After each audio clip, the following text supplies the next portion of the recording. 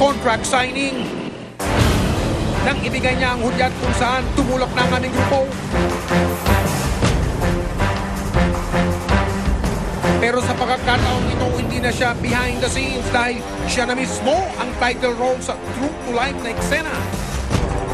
Isang kainan sa gilid ng paralan ng napiling tagpuan. Pinirmahan ni Paul ang kontrata matapos ito ay si Pinky naman ang kanyang pinapirma. Magko-contract signing na po.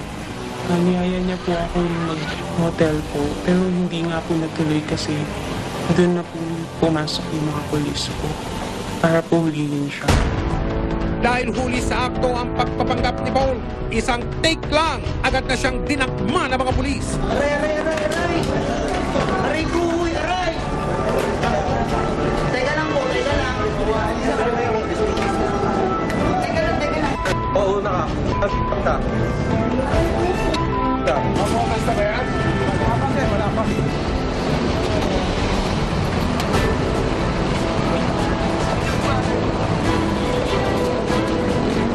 Sa loob ng sasakyan, hindi na makabalag ang inirereklamong binata. Relax ka. Teka lang. Gaganyan lang ako. Walang gagawin. Likod mo lang kamay mo para hindi ka magmo. Sinuri namin ang kontratang pinagpirma ni Paul kay Pinky.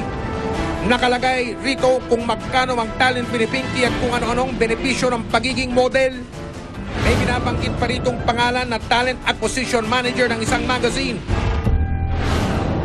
Pero, nang tanungin namin ang editor-in-chief ng nabanggit na magazine, major problem pala ito para kay Paul. I've never heard of that person. Hindi namin siya kakilala at saka hindi rin siya connected sa Meg. Sa paraan daw ng pagre-recruit ni Paul, malabong may kinalaman siya sa kanila. Actually, when we get models for Meg, there's a talk between the agent or the agency and the editor, the person who's gonna book. And then, of course, they go to the studio or they go to the office, the contract. Dapat at least may logo or dapat pumunta sa office. Pero when I saw the contract you showed me, that's not ours talaga. Nabawi mula sa kanya ang isang peking ID card ng GMA7 at registration form ng isang eskwelahan. Habang kinukunan ng impormasyon, si Paul hindi nakatiis sa mga dalagang nagre-reklamo. Mami ko nga pala. Tayo kahapon, let's ka. Hindi mo ako sinukot. Gago ka? Di ba may usapan tayo kahapon? Diba, hindi. May usapan kami kahapon yan eh. Nang sisiputin mo, diba? Hindi. Sinungaling ka eh. Sinungaling ka eh, gago ka eh, diba? May usapan tayo kahapon. Pipili ka ang tama kakatapat mo. Umanda ka, hindi ako titigil at di ka makukulong. Ayop ka! Gago ka! Di pa ako tapos sa'yo ha. Pag nakalaya ka ito, may kaso ka na sa akin! Hayo! Meron ka pang kaso sa Marikina, tandaan mo ha? May hearing pa tayo. May hiling pa kayo. Karma sa iyo ginagawa mo. Karma yan. Ano mukha mo ha? Ako sa loob ng mga loko. Sinasabi manager ka. Kasalukuyan na rin palang dinidinig ang kasong estafa laban sa kanya sa lungsod ng Marikina. Pangin mo ko labanan. Marami kang pananakot sa akin dati, di ba? Sabi niya sa akin na may warrant of arrest na daw ako. Ako pa yung papakulong niya. Gago ka pa. Ma'am, tama na po. Tama na po. Okay na po. Nasa custody po ng polis yan. Ang lahat ng bintang laban kay Paul, isa-isa niyang sinagot. Una, bakit handler ang posisyon na inilagay mo sa kontrata? Kasi syempre, kung tatrabaho sa call center, ang tawag sa'yo, call center agent. So may hawak kang talent, handler ka. Pati sa case unclosed ng GMA7, kasali ka rin? We went like 3 times to be part of case unclosed, which can be verified. Sa case and close kasi before, every week kaming may reenactment. So every week, iba't iba rin yung set of talents namin. Ayon mismo dun sa talent coordinator namin, wala kaming naging talent na nagngangalang Paul Mascarino. FYI, iho, matagal nang wala ang case unclosed. Ano ang mensahe mo sa mga naging biktima mo? Sorry if they have felt that I betrayed them or niloko sila. Ang nakuwang peking GMA ID sa kanya, inusisa rin namin. On my wallet, I only have 3 identification cards. 110, 1 postal, 1 police clearance. That's it. Ano ito? Guni-guni? Kilala rin po pa kayo ng editor-in-chief ng isang magazine na binabanggit ninyo? She was the one introduced to me by that photographer. This photographer I knew from was offered that, oy, if you can get this one, you can submit the pictures and you get paid.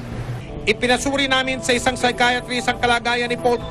Kasi ang mga estudyante ay, ang iba dyan is gullible din. No? Madali silang maniwala. Lalo na pag ang isang nagsasalita ay parang totoo ang mga sinasabi. Ang isang tao may antisocial na personality disorder ay napaka-convincing magsalita. They can be very charming. Ang ganitong kalagayan pala ay lubang nakakaalarma at dapat maagang masolusyonan. Ganong paman, hindi pa rin ligtas si Paul sa kanyang pananagutan sa kanyang mga nagawang kasalanan. Ang mga asunto na isinampa natin laban dito kay Mr. Paul, Article 316, 315 and 316. At ito ay meron 2 to 4 years imprisonment kung mapapatunayan na nang estapa siya. We also decided to file threats against him, that is Article 282 ng Revised Penal Code. At may kulong to ng minimum of 3 months.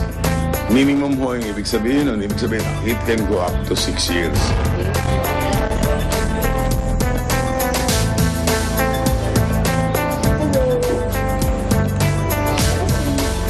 Sinamahan namin ang biktima sa mismong Meg Magazine.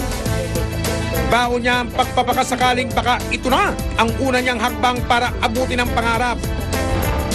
Samantala, si Paul, kung noon sa entablado siya umaarte, ngayon nararanasan na niya ang role ng isang preso sa tunay na buhay. Dahil ang kapalit ng panloloko ay hindi kasikatan kundi kaparusahan dapat pagbayaran. Susunod, live show sa Sinean Patok sa Takilya sa Bulacan.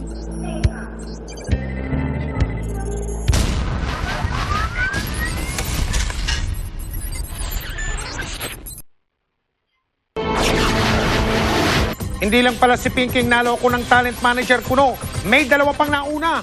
Ano ba ang meron si Ginoong Mascarillo at nakapangbibiktima siya ng basta-basta?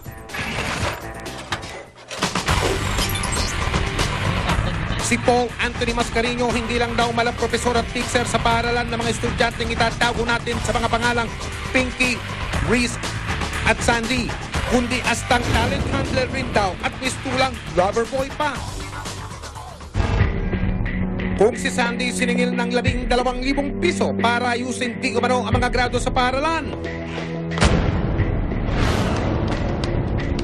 Abay si Pinky pinagbubad niya sa harap ng webcam para sa modeling career daw ng dalaga. Samantalang si Reese ginawa raw secret love team kapalit ng pangakong pagiging sikat. Matapos makumpirma ng investigador na peking talent handler nga si Paul, inilapit namin ang reklamo sa Manila Police District General Assignment Section. Ang plano, isang entrapment operation laban sa isinumbong na impostor. We decided na magkaroon ng entrapment operation, bibigay yung pera na hinihingi niya, and once na-consummate ang pagbigay ng pera, huli na siya. 5 oras pa ang aming hinintay bago tuluyang nagsabi si Paul kung saan mangyayari ang contract signing. Nang ibigay niya ang hudyat kung saan tumulok na ang aming grupo. Pero sa pagkakataong ito, hindi na siya behind the scenes dahil siya na mismo ang title role sa true to life na eksena. Isang kainan sa gilid ng paaralan ng napiling takbuhan. Pinirmahan ni Paul ang kontrata. Matapos ito ay si Pinky naman ang kanyang pinapirma. Magko-contract signing na po. Niyaya niya po ako mag-hotel po, pero hindi nga po natuloy kasi doon na po pumasok yung mga polis po para po hulihin siya. Dahil huli sa akto ang pagpapanggap ni Paul, isang take lang, agad na siyang dinakma ng mga pulis. Aray! Aray ko, aray! Teka lang po, teka lang. Teka lang. Oo, nakakita. Basta ba yan? Wala pa.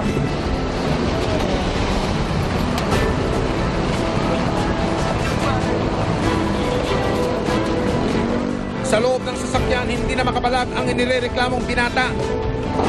Relax ka lang. Teka lang. Gaganyan lang ako. Walang gagawin. Likod mo lang kamay mo para hindi ka magmo. Sinuri namin ang kontratang pinagpirma ni Pong kay Pinky. Nakalagay rito kung magkano ang talent ni Pinky at kung ano-anong benepisyo ng pagiging model. May binabanggit pa ritong pangalan na talent acquisition manager ng isang magazine.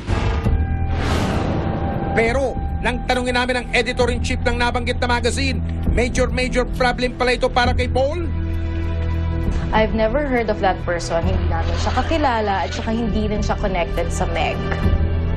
Sa paraan daw ng pagre-recruit ni Paul, malabong may kinalaman siya sa kanila.